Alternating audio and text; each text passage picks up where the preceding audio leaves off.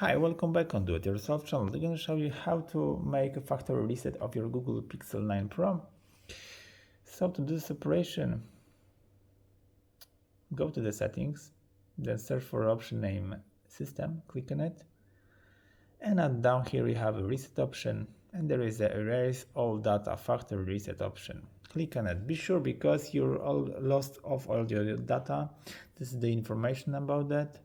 You lost all your account and etc. So be sure to make copy of every single date that you need to copy on the next phone. And that's it.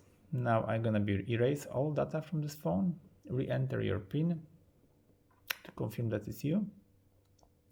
This is erase all data, all your personal information, including download apps and scenes will be deleted. You can undo this action. Yep. So be sure what to do. Erase all data. I'm sure to do this. And as you see, the phone is restarting, and start with a new brand firmware without any password and passcode on your phone. This option can be helpful if you have some issues with your phone, it's slowly, or have some software issues. Anyway, that's the way it is to make your phone like brand new. Yeah?